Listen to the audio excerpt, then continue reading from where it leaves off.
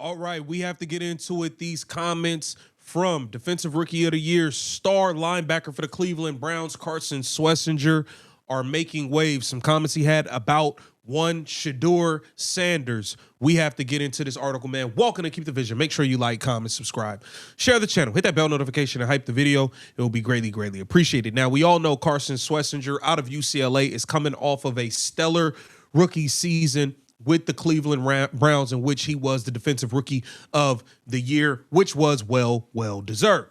Now, there's been much made to do about the Browns quarterback situation, and Carson Schwesinger weighed in on the topic at hand. As we go here to this article, it says Browns linebacker Carson Schwesinger sends confident message on quarterback Shedeur Sanders. Here it says the Cleveland Browns have some big questions to answer this offseason. The biggest of the bunch revolves around the quarterback position, where the Browns currently feature a pair of rookies, Shedeur Sanders and Dillon Gabriel. After Gabriel got the first crack at being the team starter last season, Sanders eventually stole the job from him midway through the season. The problem, of course, is that neither guy looked particularly great when they were under center. However, it appears Sanders will receive another shot at earning the starting job in 2026. And one of his fellow rookies, linebacker Carson Schwesinger, believes he has what it takes to be the team's quarterback of the future. Carson Schwesinger, put your wrist up in the air, goddammit. Talk to him, Carson. Carson Schwesinger dishes on Shedeur. Here it says, while the Browns have some serious questions to ask regarding their rookie quarterback, one guy from the 2025 draft class that they don't have to worry about is Schwesinger. The second-round pick out of UCLA immediately earned a starting job as the Cleveland's defensive play caller, and he put up some big numbers: 156 tackles, 2.5 sacks, 2 picks, 3 pass deflections, on his way to earning Defensive Rookie of the Year. Sanders didn't enjoy as much success during his initial stint in the NFL, as he threw for just 1,400 yards, 7 touchdowns during his 8 games. And of course, it is worth noting the Browns' offense was in much worse shape than their defense, so Schwesinger had a lot more to work with than Sanders did. That's a fact. Here it says, still, the quarterbacks are able to make plays even when things aren't going their way. Sanders showed more of an ability to do that than Gabriel, but that isn't saying much. Schwesinger was quick to note how much Sanders grew throughout the course of the season. And with a full offseason of preparation, he believes he'll be ready to go by the time the 2026 campaign rolls around.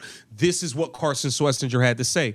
Being able to go in there and run the offense as a rookie is a hard thing to do, Schwesinger said of Sanders on The Insiders. As somebody who's calling the defense, I think that doing that on offense is a lot bigger of a job, and I have a little bit of understanding there in what it takes. Being able to do that and have poise, and then you see growth every week, that's really what you can ask for.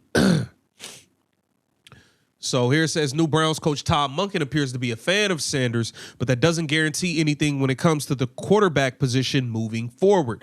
Cleveland will almost certainly add at least one new face to the room over the next few months in an effort to provide Sanders and Gabriel with some real competition when it comes to the starting job. I think this job is going to come down to Shedeur Sanders and Deshaun Watson. Deshaun Watson is going to be the backup. He's making way too much money to not be the backup. Here it says, when it comes down to Sanders and Gabriel, though the former showed more potential during his time on the field, which he is rightly viewed as the top option for the team that is spot currently, things can change in an instant, and how the Browns address their quarterback position in free agency and upcoming 2026 draft will ultimately tell us how they feel about Sanders moving forward. So Carson Schwesinger, the stud linebacker, nothing but glowing things to say about Shedeur Sanders. He is all in on 12, as we all are. And man, that is a big bolt of confidence, especially we've seen Denzel Ward, we've seen Myles Garrett, we've seen now Carson Schwesinger. Listen, man, everybody is all on board with Shedeur Sanders being QB1. So now we have to get to Baskin and Phelps, as they talked about, and I spoke about this before. If I'm the Cleveland Browns, I'm taking a real look at Tyler Linderbaum. I don't know how you make the money work, but you got to figure it out. He has history with Todd Monken being in Baltimore. Tyler Linderbaum, one of the best centers in the NFL. You need help all across this offensive line, as it is absolutely garbage. Let's take a listen to what they say about them potentially bringing in Tyler Linderbaum to protect Shedeur Sanders. We're 31st in the last power rankings I looked at. Just give me your general overview of the Browns as we sit here in the offseason. Yeah, I think my general overview is this is going to take a couple more years to fix. Don't expect it to suddenly happen in 2026. Nobody wants to hear that. Go ahead. I know, but the biggest issue is the quarterback position, and it's a terrible year to need a quarterback. And apparently the 2027 draft has a lot more quarterback talent in it than the 2026 draft does.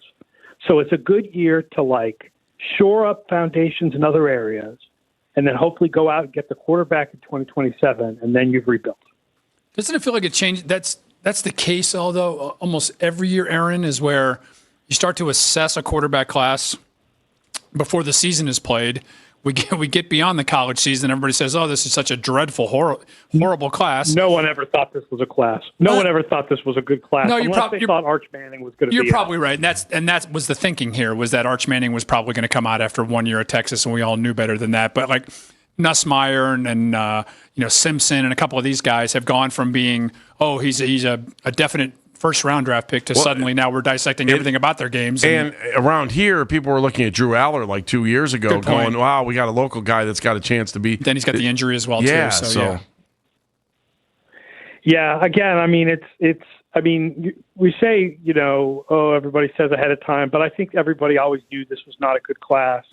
And the free agency, you can go out and play, let's take a chance on Tua, let's take a chance on Kyler Murray, but do you really want to do any of that? Or do you want to spend this year, obviously rebuilding the offensive line, kind of important. A little bit of a priority, go out and get your quarterback for 2027, hoping that you've done enough in the other areas and kept your defense going enough that then you're going to be competitive.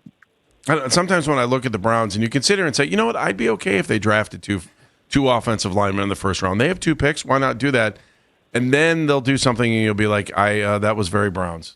And you try to figure out what they're thinking. And, I mean, is that not the safe bet to either go out and take an offensive lineman at 6 and then maybe take a wide receiver or take another offensive lineman? Their offensive line is a mess. I mean, as of this week, Wyatt Teller said goodbye, and Joel Bitonio is just kind of out there. We're going to wait a couple more days and figure out if he's going to retire or utilize free agency or come back.